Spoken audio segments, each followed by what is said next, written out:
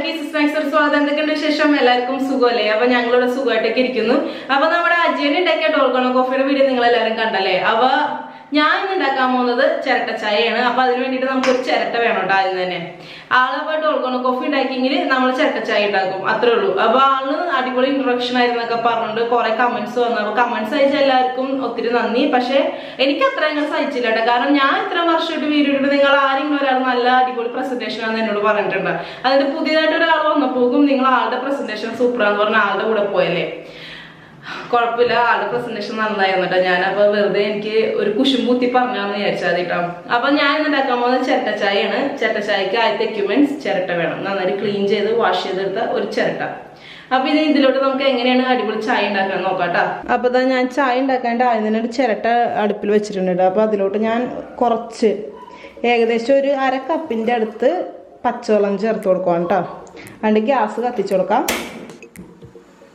ചിരട്ടക്ക് തീയൊന്നും പിടിക്കത്തില്ല കേട്ടോ, കാരണം നല്ല പച്ച ചിരട്ടയല്ലേ. നിങ്ങൾ എടുക്കുമ്പോൾ നല്ല പച്ച ചിരട്ട നോക്കി എടുക്കണുണ്ട്. അപ്പോൾ ഞാൻ കഴുകി നന്നായിട്ട് വൃത്തിയാക്കി എടുക്കാൻ ശ്രമിക്കുക. നല്ല വെള്ളം ഇപ്പോൾ ഒന്ന് ചൂടായി തുടങ്ങിയിട്ടുണ്ട് കേട്ടോ. അതിനോട് ഞാൻ എന്താ കുറച്ച് ഇഞ്ചി ചതച്ചതാണ് കേട്ടോ, അത് ഇട്ട് കൊടുക്കുകയാണ്. ഏകദേശം ഒരു ചെറിയ കഷ്ണം ഇഞ്ചി, പിന്നെ ഒരു ഏലക്കായ ചതച്ചത് ഇട്ട് കൊടുക്കുകയാണ് കേട്ടോ. നിങ്ങൾക്ക് പഞ്ചസാര വേണമെങ്കിൽ പഞ്ചസാര ആഡ് ചെയ്യാം, അല്ലെങ്കിൽ ഷുഗർലെസ് ആണെങ്കിൽ ഷുഗർ ആഡ് ചെയ്യണ്ട. അപ്പോൾ ഞാൻ ഇതിലോട്ട് ആവശ്യത്തിന് പഞ്ചസാര ചേർത്ത് കൊടുക്കണം കേട്ടോ. നമ്മുടെ ചായക്ക് ആവശ്യമായ പഞ്ചസാര, ആവശ്യത്തിന് ചായപ്പൊടി. സ്ട്രോങ് ആണെങ്കിൽ സ്ട്രോങ്, ലൈറ്റ് ആണെങ്കിൽ ലൈറ്റ്, നിങ്ങളുടെ ഓരോരുത്തരുടെ താല്പര്യം അനുസരിച്ച് ഉണ്ടാക്കാം കേട്ടോ. ഒന്ന് മിക്സ് ചെയ്ത് കൊടുക്കാം കേട്ടോ.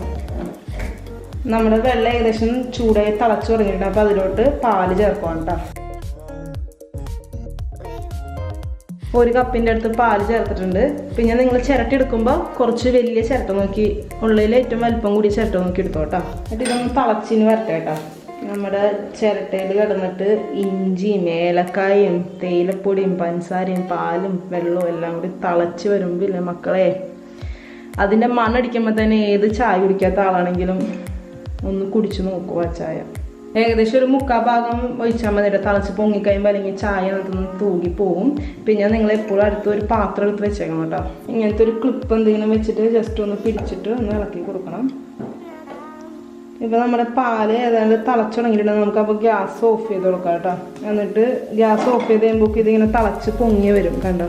അപ്പോൾ ഇതൊരു ഇങ്ങനെ ഒരു പാത്രം ഇങ്ങനെ എടുത്ത് വെക്കണമെന്ന് പറയുന്നത് അതിനാണ്. അതിലോട്ട് വീണോളൂ നമ്മുടെ ചായ തിളച്ച്, അല്ലെങ്കിൽ ചായ തിളച്ച് പൊങ്ങി താഴത്തോട്ട് പോകും.